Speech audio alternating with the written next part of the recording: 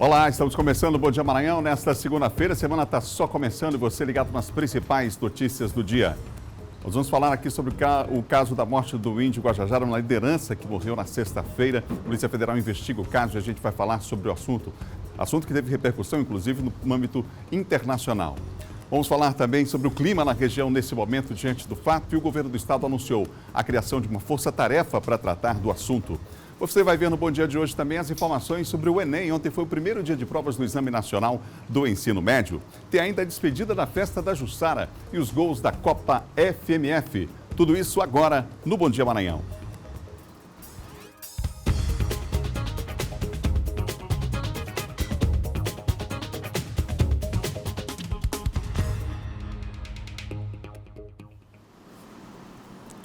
Você ligado no Bom Dia Maranhão nesta manhã de segunda-feira. O dia está só começando. Um ótimo dia aos amigos que nos acompanham no interior do estado, aqueles amigos que nos acompanham a programação da televisão difusora aí no sul, em Balsas, os amigos de Caxias, de Imperatriz também. Um ótimo dia para você ligado com a gente.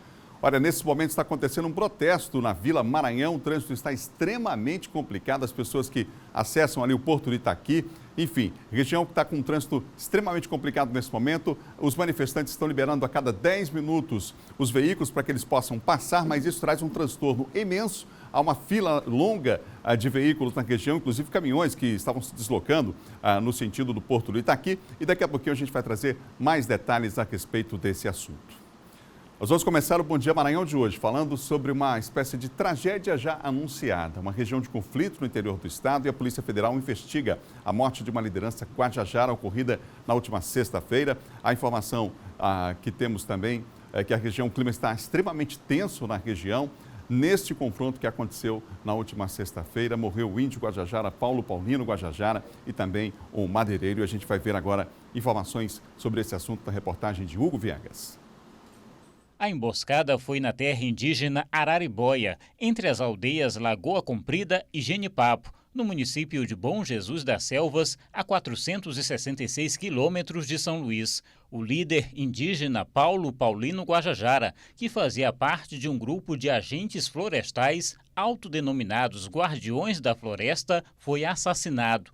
Um madeireiro também morreu na troca de tiros. Outro líder indígena, Laércio Souza Silva, ficou ferido, mas já teve alta hospitalar. O território Araribóia é alvo de constantes conflitos entre indígenas e madeireiros, confrontos que teriam se agravado nos últimos meses. O caso provocou reações de lideranças indígenas e da Fundação Nacional do Índio, a FUNAI, e o ministro da Justiça e Segurança Pública, Sérgio Moro, acionou a Polícia Federal para investigar o caso.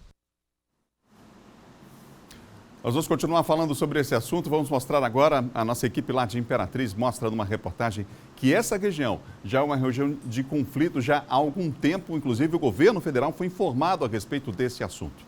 Vamos ver a reportagem.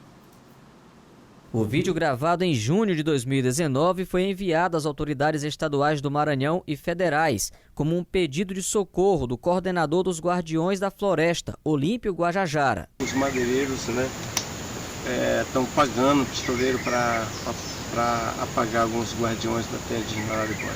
Segundo a FUNAI, o homem em pé, à esquerda no vídeo, é Paulo Paulino Guajajara, que foi assassinado com um tiro no rosto na noite da última sexta-feira na terra indígena Araribóia, entre os municípios de Bom Jesus das Selvas e Amarante do Maranhão. Paulino Guajajara era liderança indígena e, junto com Laércio Guajajara, integrava o grupo Guardiões da Floresta, uma equipe que foi criada em 2012 e que hoje conta com aproximadamente 180 indígenas que atuam protegendo terras na região. O trabalho dos guardiões é expulsar invasores, apreender e destruir equipamentos usados para desmatar. Laércio Guajajara contou à polícia que ele e Paulino foram cercados por homens armados. No confronto também morreu Márcio Greike Moreira Pereira, de 37 anos, um dos homens que atacaram os indígenas. No final de semana, a cúpula da Secretaria de Segurança Pública do Estado do Maranhão e a coordenação regional da FUNAI estiveram nas cidades de Bom Jesus das Selvas, onde a investigação foi iniciada, em Amarante do Maranhão, em Imperatriz e na terra indígena Araribóia. Por telefone, o coordenador regional da FUNAI no Maranhão afirmou que teme novos conflitos. Existe essa consternação, esse sentimento aí de luto mesmo do povo, né? Mas a gente teme por conflitos ali, né? Porque o camarada lá foi identificado, né? O corpo do menino foi liberado, do outro, né? E a gente sabe que não é o jeito correto, mas existe essa possibilidade aí de tanto um lado quanto o outro querer cobrar essas mortes aí, né? Por isso o clima é tenso na região. Daqui a pouquinho a gente vai trazer outra liderança indígena falando também a respeito do assunto. O sepultamento do índio Paulo Paulino aconteceu ontem, depois de vários dias aí em que o corpo esteve no velório, aqueles rituais que a gente sabe que acontecem e foram respeitados aí pela população indígena. A gente vai falar sobre o assunto também aqui no Bom Dia em mais detalhes, trazer mais detalhes daqui a pouco. Inclusive um depoimento que foi dado em um documentário pelo próprio Paulo Paulino, falando sobre o medo que era constante, né? E a realidade, em especial, dos Guardiões da Floresta, falar sobre esse trabalho que eles realizam aqui no estado. A gente já vai falar sobre esse assunto. Agora, ao vivo, nós vamos trazer informações porque o governo do estado vai anunciar hoje um decreto. Uma força-tarefa está sendo criada para tratar do assunto relacionado à questão indígena. O Eduardo Ericeira tem mais detalhes para nós a respeito desse decreto. Eduardo, bom dia para você. Pois é, muito bom dia, Adalberto. Bom dia a todos que acompanham o Bom Dia Maranhão. Esse decreto será editado nesta segunda-feira pelo governador Flávio Dino a respeito dessa situação que aconteceu, esse clima tenso de violência na tribo Guajajara e também em várias áreas indígenas aqui do estado do Maranhão. A gente sabe que é uma situação complicada e que o governo aí do estado vem monitorando. Esse decreto que será editado nesta segunda-feira pelo governador Flávio Dino, que diz respeito à questão principal, que é a segurança aí dos indígenas. Como você disse, Adalberto, vai ser mantido aí esse contato direto, permanente e por tempo aí indeterminado entre as forças de segurança do Estado. Será criada na Secretaria de Estado de Segurança Pública uma força-tarefa com integrantes da Polícia Militar, Polícia Civil e do Corpo de Bombeiros e terá uma duração indeterminada. A função principal dessa força-tarefa será a proteção da vida indígena, conectando o Estado com as tribos e com os órgãos federais. A ideia do governo do Maranhão é ter uma ponte direta com os Guardiões da Floresta, grupo de vigilantes indígenas criado pelos Guajajaras e que vem monitorando o desmatamento e as invasões nas terras indígenas do Maranhão. Araribóia, onde o indígena foi assassinado, eles atuam nas terras Caru, o Aguajá, Alturiaçu, onde estão o Aguajá, os Guajajara e também os Capor. Esse grupo aí de policiais militares, também Corpo de Bombeiros e policiais civis, eles vão justamente fazer o treinamento desses indígenas para fazer sem o uso de armas, que fique claro, sem o uso de armas, aí para que essas pessoas possam fazer esse monitoramento e comunicar às forças de segurança sempre que sofrerem algum clima de violência, algum estado de violência, que eles possam fazer justamente essa comunicação com os órgãos de segurança pública. Também esse monitoramento vai ser feito e esse contato vai ser feito também com os órgãos federais. A gente lembra que a Polícia Federal está investigando esse caso, já que esse crime que envolveu aí o Paulo Paulino Guajajara, aquela liderança indígena, aconteceu em uma área federal. A Polícia Federal também segue investigando. Fato é que o decreto será editado hoje pelo governador Flávio Dino e diz respeito principalmente à questão da segurança dos indígenas aqui no estado do Maranhão. A gente volta com você, Adalberto. Obrigado, Eduardo, pelas informações. Aqui no estúdio nós continuamos repercutindo o fato, recebendo o secretário de Direitos Humanos, que está conosco aqui, Francisco Gonçalves. Secretário, bom dia. Bom dia. Secretário, o governo federal tinha informações a respeito dessa região, que lá havia esse conflito, que é inclusive histórico? Adalberto, tanto o Ministério da Justiça como a Polícia Federal e a própria FUNAI tinham informações a respeito. Não só informações enviadas pela própria Secretaria de Direitos Humanos, mas informações enviadas, inclusive, pelas lideranças e pelas organizações indígenas. É importante, inclusive, destacar o papel da Sônia Guajajara numa denúncia constante sobre as violações e violências que o seu povo vem sofrendo no estado do Maranhão, assim como os povos indígenas de outros estados do Brasil. Essas informações, já há alguns meses, elas chegaram ao governo federal? Houve alguma resposta por parte do governo federal, por exemplo, ao governo do estado? Em setembro, eu enviei uma correspondência ao ministro Sérgio Moro, que é o ministro da Justiça e da Segurança Pública, alertando sobre a situação na área Governador, que é uma área praticamente contígua à área Araribóia, e alertava não só para a situação, mas oferecia, em nome do governo do estado, toda a colaboração das forças de segurança para apoiar e para trabalhar junto num trabalho de proteção à vida e de enfrentamento ao crime organizado. Lamentavelmente, não tive nenhuma resposta do ministro da Justiça. Que informações o senhor teve agora, o senhor que esteve lá na região nesse final de semana, o que o senhor percebeu lá e que ação foi feita de imediato na região com a participação do governo do Estado? O governo do Estado, ao ser informado pelas lideranças indígenas, sobretudo as lideranças da Araribóia, como a Fabiana e outras lideranças, nós imediatamente destacamos as equipes locais, as equipes de Arame e equipes de Imperatriz, equipe do Sistema de Segurança Pública, para se deslocar para a área, para resgatar o corpo do Paulo Paulino Guajajara, para estabelecer a proteção ao Laércio, que estava ferido e que estava em hospital, que precisava ser transferido para um outro hospital, e ao mesmo tempo de iniciar as investigações sobre quem provocou a emboscada. Ontem, no sábado à noite, a Polícia Federal chegou no local, e é claro que essa é uma área também uma área de responsabilidade da Polícia Federal, já que se trata de uma área federal, de responsabilidade do governo federal. Nós temos aqui, professor, um depoimento do Paulo Paulino Guajajara em um documentário que foi realizado, falando sobre como é conviver diariamente com esse medo de perder a vida em defesa dos povos, em defesa da floresta, inclusive. Vamos ver esse trecho. Às vezes a gente tem medo também um pouco, mas só que a gente não deixa se dominar pelo medo, não. A gente tem que levantar a cabeça e fazer mesmo acontecer as coisas. É isso que nós estamos acreditando e nós estamos aí na luta. Só nós sendo guardião da nossa terra, aí nós estamos protegendo a vida de muita coisa, a vida dos insetos, a vida das caças, dos pássaros, muita coisa mesmo. Tem os auá que estão aí dentro também. Depoimento, portanto, do Paulo Paulino Guajajara. Os Guardiões da Floresta têm um trabalho importante, né? Além da ligação com a terra, quer dizer, e arriscam a própria vida todos os dias, inclusive em defesa disso. Os guerreiros dos vários povos do Maranhão iniciaram um movimento importantíssimo, que é o movimento de formação dos guardiões das florestas, para proteger os territórios e proteger as matas, e estabeleceram também uma profunda solidariedade com o povo Auá-Guajá, que transita tanto na área Araribóia, como transita também pelas áreas do Alto Gurupi. É importante esse trabalho, porque não é um trabalho que eles não são soldados, eles não fazem o papel da polícia. Eles fazem um trabalho de monitoramento, mas esse trabalho de monitoramento, de identificar as áreas vulneráveis ao crime organizado, só surte efeito se o Estado fizer a sua parte.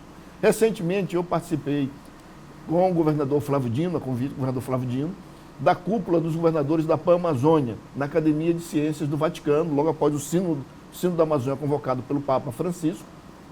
E depois de ouvir o embaixador brasileiro que destacava o papel do programa de defensores dos direitos humanos, do qual também nós aqui da Secretaria do Maranhão somos executores, eu chamava a atenção ao embaixador que não era possível proteger a vida de ninguém em nenhuma parte do país, sobretudo da população indígena, sobretudo dos guardiães, se não houvesse uma ação conjunta das forças federais e estaduais para combater o crime organizado nas áreas indígenas.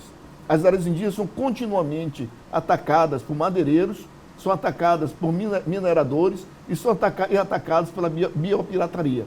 Ora, sem haver essa ação conjunta do Estado brasileiro e das unidades da federação, nós não conseguimos proteger. Nós chegamos a situações absurdas, como o que aconteceu esse ano, que quem deu proteção para os servidores federais da FUNAI trabalharem durante vários meses na área Aguajá, ameaçada por fazendeiros, foi exatamente o governo do Estado do Maranhão, através do BPA, do Batalhão Policial de Polícia Ambiental.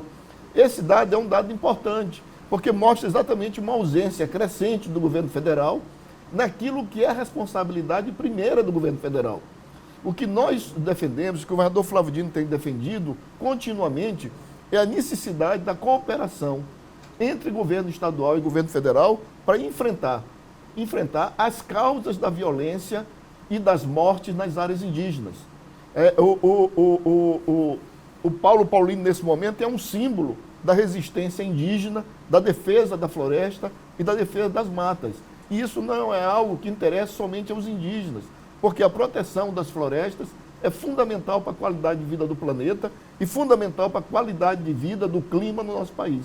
Por isso, inclusive, professor, o caso ganhou essa repercussão internacional. A gente vai ver agora algumas imagens, porque a ONG Greenpeace lançou nota de pesar em que repudia toda a violência gerada pela incapacidade do Estado em cumprir seu dever de proteger todos os territórios indígenas do Brasil e exigem, portanto, que sejam tomadas imediatas ações para evitar a ocorrência de mais conflitos e mortes na região. Aí está a nota do Greenpeace, outras entidades também se manifestaram sobre o assunto. E aí, professor, eu lhe pergunto, mas não é temerário que a gente tenha, nesse momento, quer dizer, aquilo que o senhor fala como símbolo, a morte dessa liderança guajajara, mas, ao mesmo tempo, recentemente, o próprio governo federal anunciando a autodeclaração, oficializando a autodeclaração para a definição de terras, e aí isso não geraria, por exemplo, mais conflitos a partir dessa medida adotada pelo próprio Estado, pelo governo federal? Lamentavelmente, o governo federal, sobretudo o presidente Bolsonaro, tem tomado atitudes que têm fragilizado a proteção dos territórios indígenas. Desde do modo como se reorganizou a FUNAI e se redistribuiu as funções da FUNAI entre vários ministérios, até as decisões de não iniciar novas demarcações de terras indígenas. E mesmo ainda de estimular um discurso de ódio contra os povos indígenas brasileiros. Quer dizer, lamentavelmente, nós temos um presidente da República que estimula ações violentas contra os povos indígenas no Brasil. Isso é uma situação grave que os outros poderes precisam atentar claramente, porque não se trata apenas de uma ação isolada de um presidente da República, de uma pessoa. Se trata da posição do presidente da República, que jurou defender a Constituição e, ao jurar defender a Constituição, jurou também defender os territórios indígenas. Obrigado, professor, pela entrevista aqui no Bom Dia Maranhão. Hoje, portanto, o decreto do governo do Estado, o Eduardo trouxe agora ainda há pouco as informações sobre esse decreto criando essa força-tarefa de proteção dos índios, com a participação também, claro, da Secretaria de Direitos Humanos, né? É uma iniciativa importante. O governador Flávio Dino tem tomado desde o início do mandato uma série de medidas, cito como, por exemplo, a criação da Comissão Estadual de Políticas Públicas para os Povos Indígenas, que é uma comissão única no país, que reúne governo e organizações indígenas para acompanhar e monitorar políticas públicas naquilo que é responsabilidade do Estado, a criação do Plano Decenal de Políticas Públicas, de políticas públicas para os povos indígenas, e agora a decisão do governador, atendendo inclusive o resultado de reunião da COEP, de criação de uma força-tarefa para a proteção da vida indígena. Mas também a decisão do governador é também um apelo à cooperação às forças federais para que nós possamos agir junto. A decisão do governador é que o Estado do Maranhão fará a sua parte constitucional e espera também que, do mesmo modo, o governo federal faça a sua. Obrigado, professor, mais uma vez. Nós vamos ver agora o depoimento de uma liderança importante. O Gilderlan Rodrigues, que é do CIMI, do Conselho Indigenista Missionário, vai trazer para nós informações lá da região em que aconteceu esse conflito, essa emboscada e a morte, portanto, dessa liderança indígena. Gilderlan. Estou de volta do território. O clima do território é de muita tristeza e também de muita revolta. As lideranças indígenas pedem justiça, né, pelo que aconteceu a Paulo Paulino, ou seja, pela a emboscada que sofreu e ceifou sua vida. A família também está muito triste, né, assim como todo o território, por conta desse guerreiro que teve sua vida ceifada pelos madeireiros. O pessoal teme também pelas demais aldeias, né, que haja uma invasão, então eles estão pedindo segurança para todo o território. É isso que é o desejo das lideranças indígenas. Nós temos agora imagens lá da região, inclusive do velório do índio Paulo Paulino Guajajaras. Morto nessa emboscada está. Os rituais da tribo foram respeitados, por isso somente ontem foi sepultado o corpo dessa liderança indígena. O clima ainda é tenso na região. A gente viu ainda há pouco informações com o próprio Gilderlan, que mandou para nós esse vídeo falando do clima na região, que ainda é tenso nesse instante, esta região. Nós vamos continuar acompanhando ao longo dos nossos telejornais. Também no portal MA10 você vai ter mais informações sobre o assunto e hoje o decreto que cria essa força-tarefa de proteção dos índios. Confira agora nosso giro de notícias.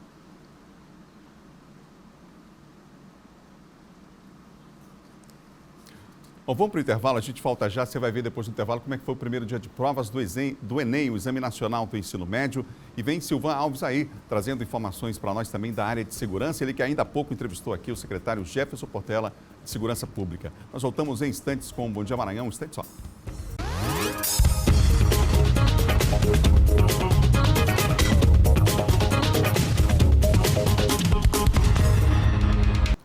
Estamos de volta com o Bom Dia Maranhão, ao vivo para todo o estado, aqui pela TV Difusora. Vem comigo porque é hora da previsão do tempo para essa segunda-feira. A semana está só começando e hoje a previsão aqui para São Luís, gente, é céu parcialmente nublado com possibilidade de chuvisco isolado. Ontem já choveu, né? Chuvisco em alguns pontos da cidade. A mínima 26, a máxima 33 graus. Em Imperatriz, céu parcialmente nublado com possibilidade de chuvisco isolado também. Mínima de 23, máxima 37 graus. Em Caxias, céu parcialmente nublado com possibilidade de chuvisco isolado, mínima de 22, máxima de 38 graus. Você vê que o clima está mudando, né? Novembro chegou e a chuva vem junto com o avançar aí dos dias até o fim do ano. Vamos para mais 3 cidades. Em Caxias, 22 é a mínima, você viu 38 a máxima. Em Bacabal, céu parcialmente nublado com possibilidade de chuvisco isolado também lá em Bacabal. Mínima 24, máxima, a temperatura continua alta, né, gente? 37 graus. Em Balsas, céu parcialmente nublado, sem probabilidade de chuva, mínima 26, máxima 37 graus. Agora Barra do Corda, céu parcialmente nublado com possibilidade de chuvisco isolado, mínima de 23, máxima 37 graus. Parceria com o Labinet, Laboratório de Meteorologia da Universidade Estadual do Maranhão. Em Imperatriz, os números oficiais apontam redução nos casos de crimes violentos letais na cidade em outubro, comparados a setembro desse ano. De acordo com a Delegacia de Homicídios de Imperatriz, em outubro deste ano foi registrada uma redução de 80% nos casos de crimes violentos letais na cidade, no comparativo com o mês de setembro, saindo de 22 vítimas para 4. No ano passado, foram 15 vítimas no mês de outubro. Com o trabalho focado justamente no sentido de reprimir esses homicídios, nós recebemos aqui o apoio também da Superintendência, da SHPP, Superintendência de Proteção, de Homicídio e Proteção à Pessoa, que designou uma equipe, né, para trabalhar junto com a gente no esclarecimento de alguns desses crimes. E com relação a isso, a gente visualizou como resultado uma diminuição desse número já no mês de outubro. A redução tem reflexo nos registros do mês de setembro, destacado pela Polícia Civil como o mais violento até agora, segundo o balanço, o maior índice em 5 anos. Desde o início do mês já dava a noção do que ia acontecer, né? Foi um mês bastante tenso, como eu falei desde o início, né? Com guerras deflagradas entre as facções criminosas que atuam na cidade, principalmente associada a outros fatos que já foram ponderados, né, nesse mês. Então, isso aí ajudou a alavancar o número de homicídios. Acompanhando a redução geral, os casos de feminicídio também tiveram redução, 50%. Este ano, 2 mulheres já foram assassinadas. Em 2018, 4, número igual em 2017, e 3 em 2016.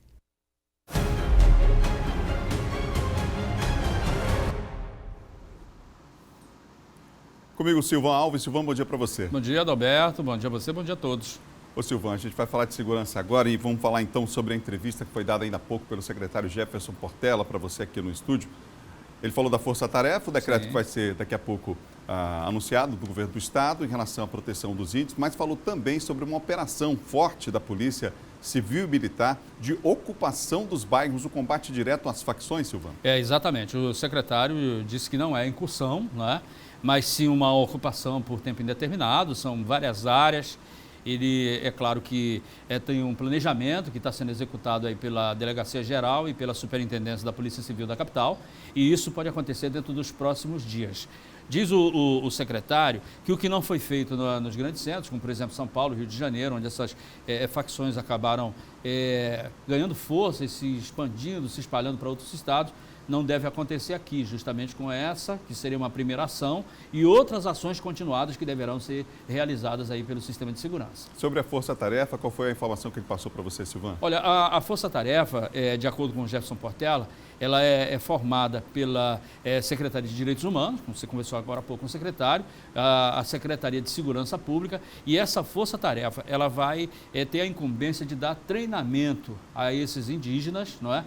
Não que eles vão estar portando armas e tudo, mas uma forma deles se precaverem e ter um contato direto com um acionamento bem rápido, ou mais rápido, do sistema de segurança, assim que eles perceberem que algo de perigo está se aproximando, né? E, evidentemente, haverá uma equipe de prontidão para dar cobertura de imediato a esses indígenas quando eles forem solicitados.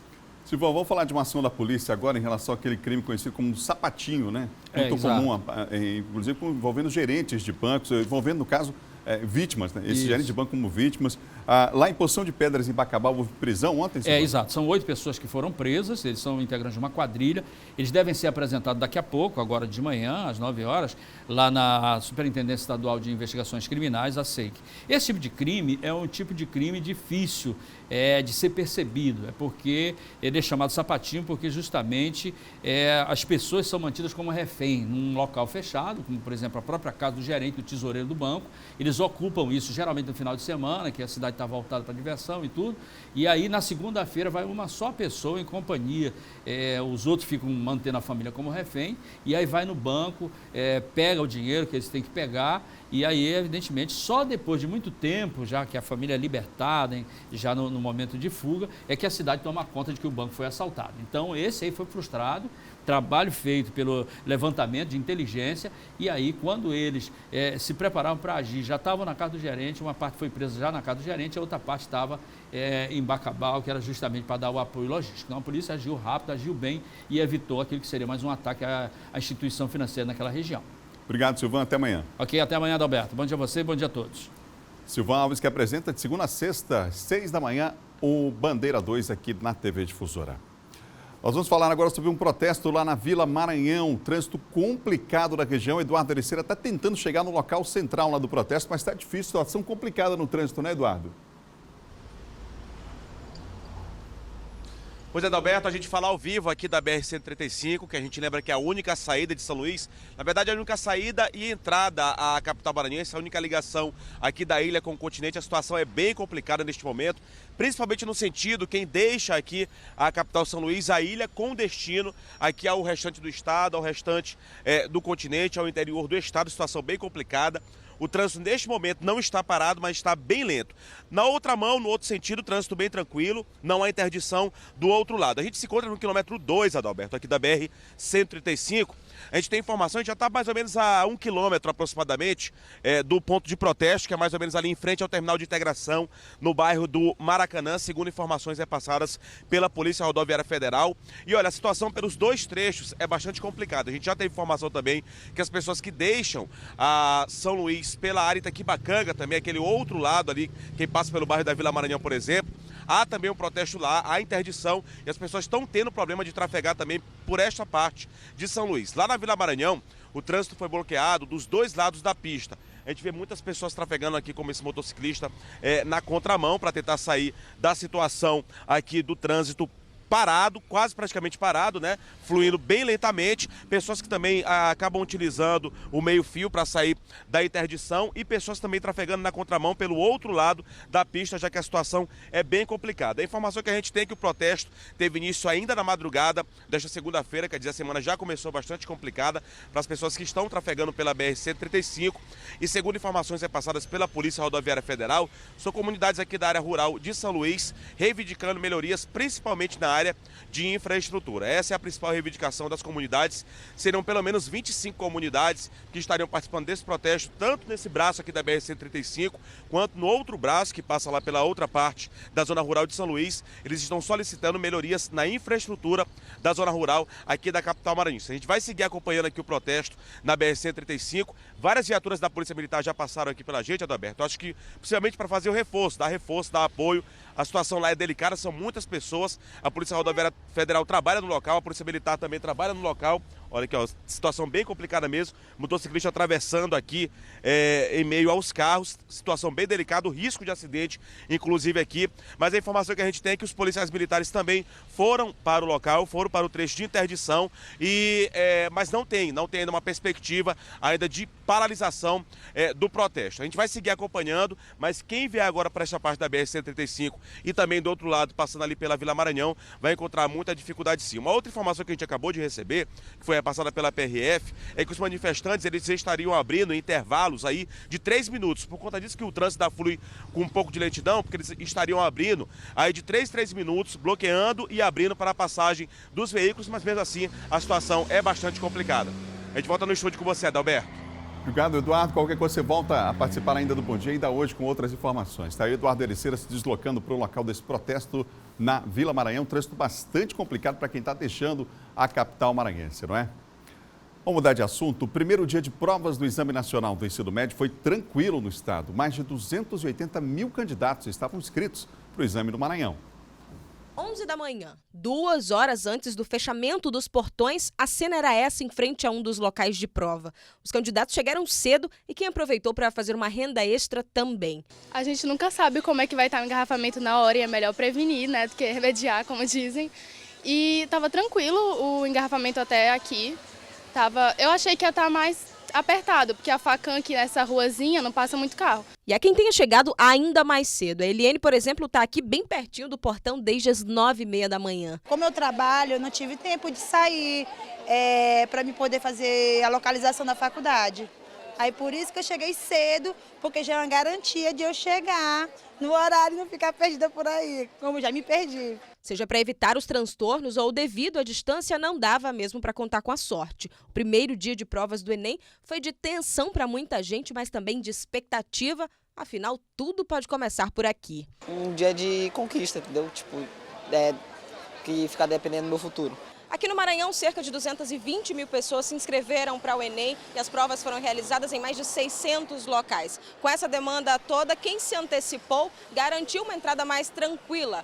Já que, faltando alguns minutos para a abertura dos portões, a cena era essa. O engarrafamento ficou complicado em alguns pontos e teve gente que fez mais do que se antecipar. Recebeu até bênção do pai no local da prova. É muito bom da boa sorte, ó, que para poder ver, eles se prepararam, mas que tenham sorte também e sucesso na vida, né? Neste primeiro dia, os candidatos responderam 90 questões de linguagem, ciências humanas e a tão temida redação. No próximo domingo, eles se encontram de novo para a segunda etapa. Agora é hora do nosso quadro Trabalho e Emprego.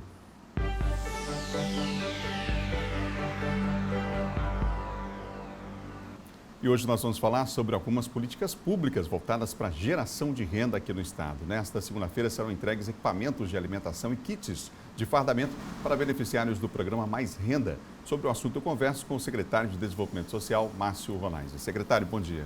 Bom dia, Adalberto. Bom dia, Maranhão. Secretário, o objetivo desse programa Mais Renda? Exatamente como já fala, levar renda para as pessoas, principalmente aquelas que têm necessidade de dar um apoio através da assistência social. É selecionado famílias em vulnerabilidade e se pega alguém desta família, se capacita, se orienta e lhe dá os equipamentos para trabalhar. São equipamentos na área da estética ou na área da alimentação. Hoje o governador vai entregar 119 carrinhos, aqueles carrinhos de lanche, de churrasco, de churros, de pastel, de cachorro-quente e também mais 70 fardamentos para as pessoas do kit de embelezamento, né, do kit estética. Esse programa tem execução hoje em quantos municípios, secretário? Bom, hoje já 14 municípios do Maranhão são atendidos por esse programa. Com essa entrega vão passar de 2.000 pessoas já beneficiárias. É um programa que vem dando um grande resultado, porque a gente não é só entregar o equipamento. Como eu falei, você capacita, você orienta a pessoa e depois continua fazendo o monitoramento e o acompanhamento para que ela não se desestimule e também não deixe aquele equipamento parado, ou troque, ou venda, ou faça alguma coisa. Então a gente tem acompanhado excelentes resultados dessas pessoas que viram pequenos empreendedores. Eu ia perguntar isso, quer dizer, a entrega está sendo feita, o programa está sendo executado, mas já há uma avaliação já dessas ações e ela é positiva? Já é muito positiva, pessoas que cresceram, que melhoraram de vida, realmente agregaram renda para a sua família.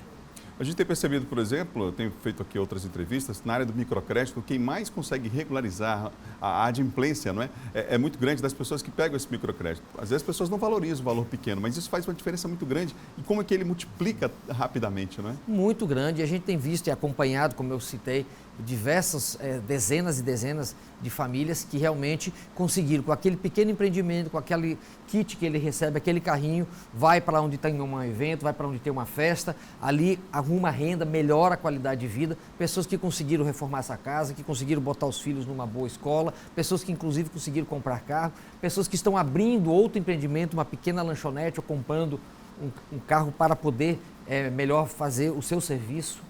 Secretário, agora, além de entregar esses equipamentos, a própria questão do fardamento, que é importante, a gente sabe que hoje em dia isso é fundamental, o consumidor está cada vez mais exigente, não é?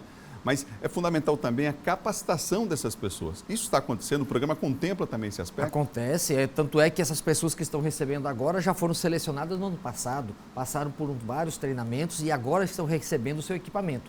Porque você tem que conhecer tanto a parte técnica, o manuseio, se é da área da alimentação, se é na área da estética e também as condições de administração e gestão do seu pequeno negócio.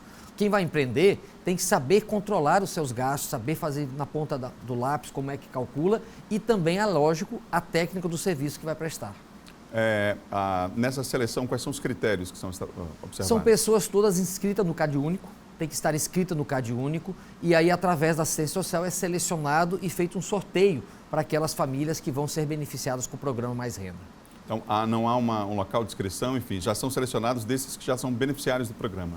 Vai abrir, nós estamos agora, início do ano que vem, com certeza, dentro de quem preenche esses pré-requisitos, se abre um edital para as pessoas se inscrever, quem preenche todos esses requisitos vai para o sorteio e aí acaba recebendo este benefício. Mas como você disse, não só antes, mas depois também tem capacitação. Estivemos ao mês passado em São José Ribamar, estivemos há 15 dias atrás em Passo do Lumiar, estaremos ainda até o final do mês em Açailândia, Imperatriz, levando esse treinamento para quem já recebeu.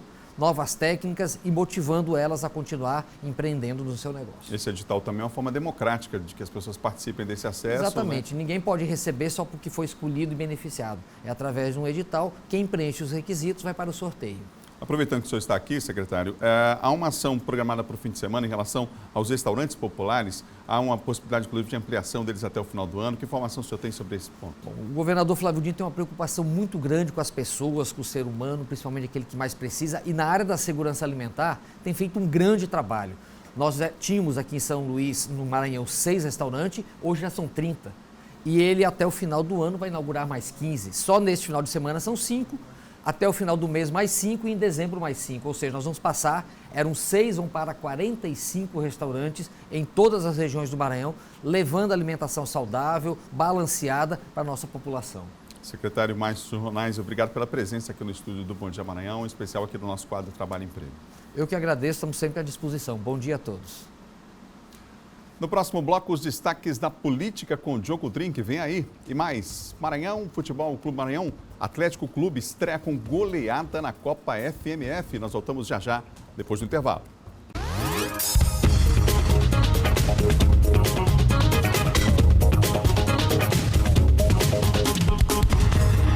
Estamos de volta com o Bom Dia Maranhão ao vivo para todo o estado, pela TV Difusora, agora para falar de política.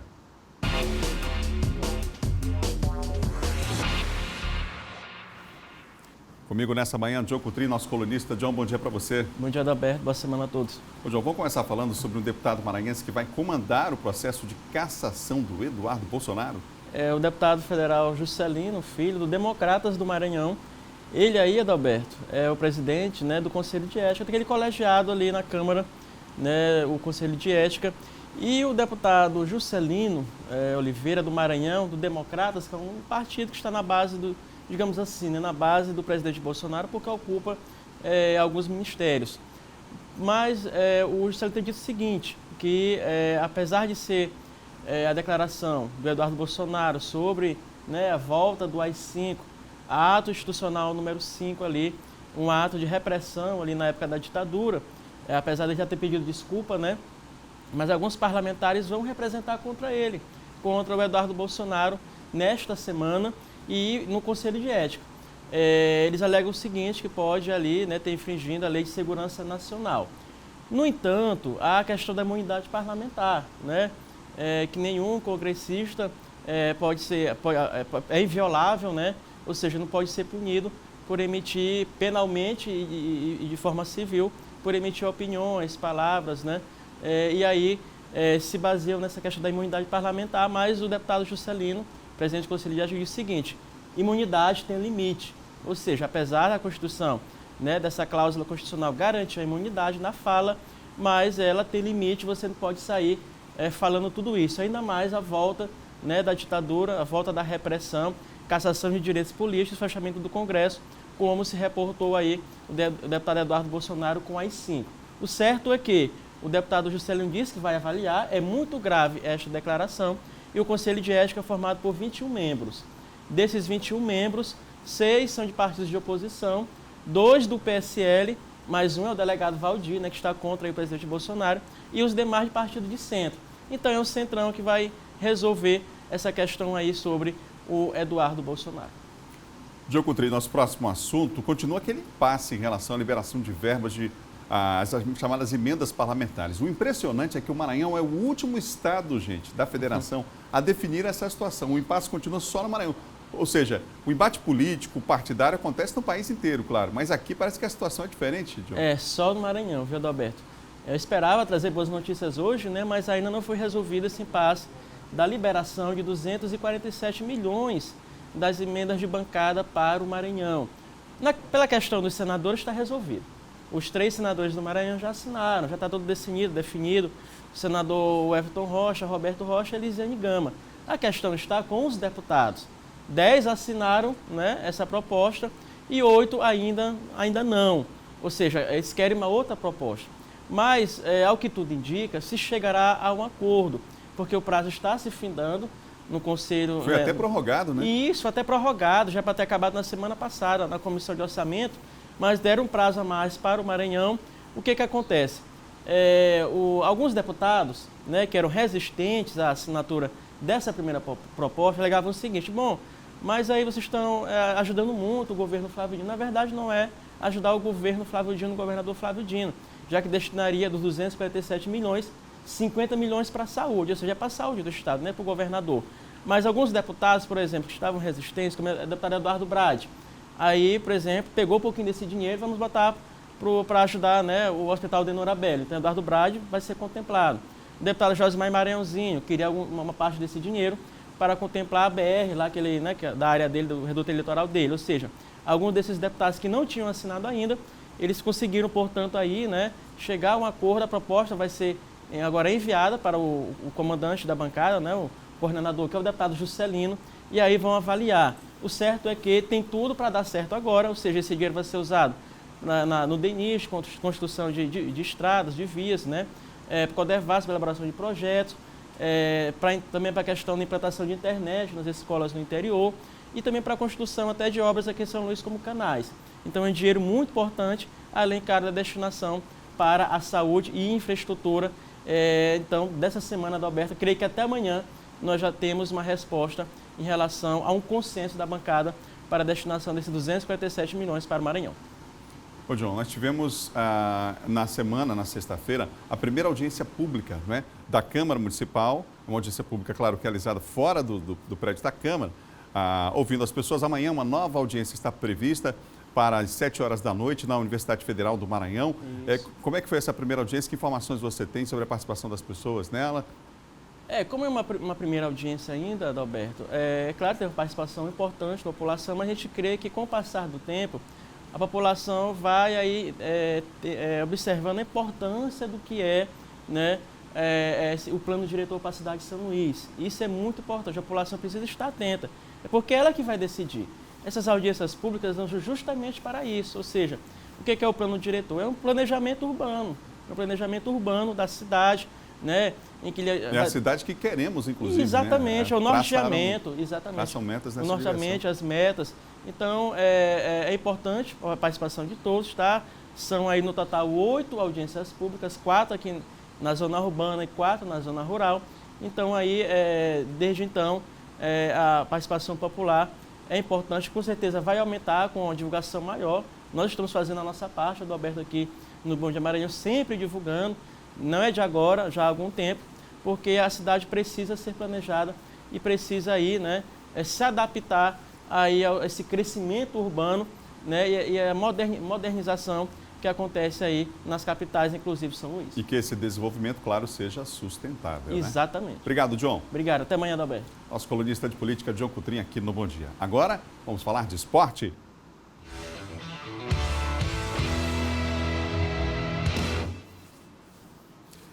Começou ontem a Copa FMF, que vale vaga no Brasileiro da Série D.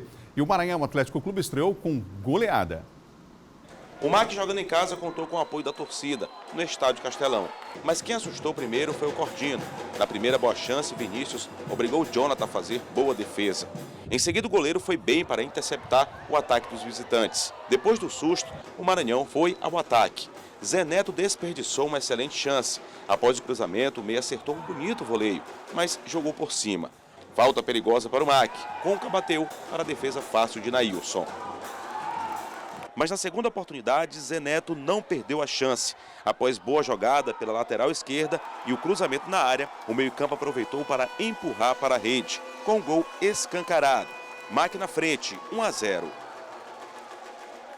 Na etapa final, o Macão voltou em cima e logo conseguiu ampliar com o atacante Kleber Pereira, aproveitando o cruzamento. Zé Neto recebeu bom passe, mas jogou por cima a chance. Conca, por pouco, não amplia ainda mais a vantagem. Nailson saiu bem do gol. O Cordino respondeu e com gol. A Alisson achou bem Vitor Viana na área que bateu para diminuir para o time de Barra do Corda. Só que logo depois o goleiro Nailson fez uma lambança. Kleber Pereira roubou a bola e acertou o gol quase sem ângulo, marcando um golaço. O segundo do atacante na partida e o terceiro do MAC. Para fechar, Amaral recebeu a bola, limpou a marcação e bateu sem chances para o goleiro. Fechando a goleada. Final de jogo, Maranhão 4, Cordino 1. Graças a Deus, hoje foi muito importante a força dele, a experiência. Hoje botamos dedo de campo e saímos com a vitória hoje. O importante é que a tensão da estreia já passou, né? Nós temíamos isso, era normal, um grupo jovem que poderia sentir, principalmente nos 20 minutos iniciais. Mas soubemos controlar o jogo, fizemos um segundo tempo mais solto, mais à vontade e conseguimos chegar a esse placar que nos deu essa vitória. Eu acho que jogar contra um grande time que é o MAC aqui dentro do Castelão é difícil. Vários jogadores aí, tem 3 de 17 anos, mas não é desculpa. Desculpa, nós tomamos 4, tem que corrigir muita coisa para jogar contra o São José dentro de casa. 3 jogos, nós vamos buscar a classificação. A Copa FMF é muito importante. Além do título, o time que vencer o campeonato garante uma vaga para o Campeonato Brasileiro da Série D. Importante, do estádio Costa Rodrigues, o Pinheiro não aproveitou o fato de jogar em casa e ficou no 0-0 com o Juventude, atual campeão da segunda divisão do Campeonato Maranhense, hein? Aos 20 minutos do segundo tempo, Carneiro cobrou pênalti defendido pelo goleiro Matheus. Amanhã a rodada será completada aqui na capital, 3h30 da tarde, com São José e Santa Quitéria no estádio Castelão. É hora de mudar de assunto. Olha como uma vasta programação cultural e centenas de pessoas presentes a 50ª edição da tradicional Festa da Jussara no Maracanã foi encerrada ontem, domingo. Dona Raimunda foi com a família toda ao Parque da Jussara neste domingo. Todos os anos, acompanha as festividades no bairro do Maracanã. Todo ano, é uma coisa maravilhosa. Quem vem ao Maracanã não pode, claro, deixar de tomar a famosa Jussara, que é servida com vários acompanhamentos. O peixe, a farinha, o camarão, tudo tá valendo. Eu gosto com camarão, eu gosto com peixe frito, maravilhoso, né? Com a tapioquinha também. Para mim, eu sou suspeito para falar porque eu adoro Jussara. Este domingo marcou o encerramento da festa da Jussara e centenas de pessoas foram ao parque no bairro do Maracanã aproveitar a programação, que teve direito a muita Jussara e música. Segundo a organização do evento, durante os 5 domingos de festa, cerca de 50 mil pessoas passaram pelo parque e 18 mil litros de Jussara foram comercializados. Há muito que comemorar. A festa foi um sucesso. São 50 anos de tradição, né? Não é fácil manter uma tradição maranhense, mas a festa da Jussara, ela já conseguiu atingir o seu êxito de sucesso, né? A gente encerra hoje com uma programação vasta, com um sentimento de gratidão e de satisfação. Apesar do ponto alto da festa, tradicionalmente ser no mês de outubro, a movimentação aqui no Parque da Jussara, no bairro do Maracanã, é durante todo o ano. Quem está desde o início da festa, que neste ano completou meio século, como é o caso de Dona Cotinha, sabe da importância de manter a tradição. Eu fico muito contente porque desde o começo que eu estou aqui. Ainda não saí, não tenho vontade de sair tão cedo. Todo o tempo aqui o parque é cheio, pessoal atrás da Jussara, porque a Jussara do Maracanã é a melhor do Brasil.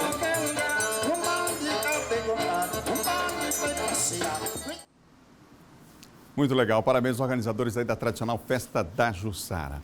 Nós vamos voltar ao vivo com o repórter Eduardo Ereceira, que acompanha o protesto lá na BR-135. Ele já falou sobre o assunto, vai voltar de lá. O trânsito continua bastante complicado. Estou com o Eduardo aqui. Eduardo está comigo para trazer informações. Vamos ver se a gente consegue o contato com o Eduardo agora sim. Eduardo, como é que está a situação no momento agora, Eduardo?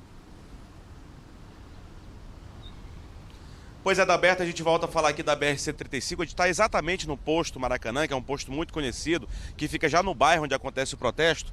A gente está tentando chegar ainda lá, Adalberto, mas a situação está bem complicada e é aquela questão que eu falei sobre a liberação em intervalos aí de 3 minutos, eu acho que de repente foi suspensa essa decisão por parte dos manifestantes, porque o trânsito aqui realmente está parado agora não está mais nem fluindo, já próximo aqui ao terminal do Maracanã, o trânsito está completamente parado aqui nesse braço da BR-135, com destino aqui ao interior do estado. Na outra mão, o trânsito fluindo normalmente, mas nesse ponto aqui, nessa mão com destino ao interior do estado, o trânsito completamente parado. Neste momento, as pessoas estão tendo que descer do veículo e também descer do veículo e ir andando. Agora, o trânsito está parado, os carros completamente parados neste ponto e quem vier por aqui vai ter que ter paciência. A gente volta com você, Adalberto. Obrigado, Eduardo. Imagens aí, portanto, nesse momento. A gente já desistiu, né? Você viu os carros parados ali, as pessoas desistiram de seguir em frente, que a situação está bastante complicada. Você que vai sair de casa precisa usar a BR agora. Melhor segurar um pouquinho, se puder, descer um pouco mais tarde, que o trânsito está bem complicado no local. Uma ação realizada esse fim de semana levou para as ruas do Centro Histórico uma série de atividades gratuitas e ao ar livre, favorecendo aí a preocupação dos espaços, a ocupação, na verdade, a reocupação dos espaços públicos. Vamos conferir agora na reportagem do Hugo Viegas. O cenário por si só já era um convite, que quando se juntou à boa música, atraiu pessoas de todas as idades, famílias, amigos, casais, que pararam para acompanhar a programação. E São Luís precisa disso daí, né? Eu muito feliz pela essa iniciativa da Prefeitura Municipal de São Luís. Hoje, vindo pela primeira vez, eu fiquei encantada pela segurança do local, pela limpeza, harmonização, a música muito bacana, é uma ótima alternativa para a família. A gente pode sair de casa, curtir uma música, apreciar, fazia tempo que a gente não vinha aqui, então foi uma oportunidade para visitar, ver como é que está isso, como é que está a reforma, como é que foi a reforma, e é isso. No palco, o pianista Renato Serra, acompanhado por um trio de músicos parceiros, ficou encarregado da programação. Autodidata, começou a carreira em 1994. Já acompanhou grandes artistas do cenário musical maranhense. 14 anos, comecei a acompanhar os artistas daqui do Maranhão, né? E estou hoje com esse trabalho meu solo, né? Com músicas instrumentais, fazendo releitura de músicas cantadas, né? De grandes músicas que marcaram a música do Maranhão. E eu faço algumas releituras com arranjos diferentes. Ele também viu no projeto uma oportunidade de aproximar a arte do público. A Prefeitura está de parabéns por estar com esse espaço para o artista instrumentista mostrar esse tipo de trabalho para o povo, vamos dizer assim, comum. E viva a arte, né, gente? Vamos em frente, segunda-feira, a semana está só começando. Tudo de bom para você que nos acompanha em todo o estado. Vem aí o primeiro impacto. A gente vai ficando por aqui com um bom dia, prometendo voltar amanhã às 7 da manhã. Outras informações você tem no nosso portal MA10. Para encerrar, imagens nós temos da BR-135, um trânsito bastante complicado nessa manhã. Um protesto na altura da Vila Maranhão está fechando o trânsito. As pessoas estão protestando lá, liberam o trânsito parcialmente, depois voltam a fechar o trânsito. Polícia Federal na área, Polícia Militar também, mas o trânsito é extremamente lento nesse momento para quem está saindo da capital de todos os maranhenses. A gente se encontra amanhã às 7 da manhã. Para você, um ótimo início de semana. Até amanhã.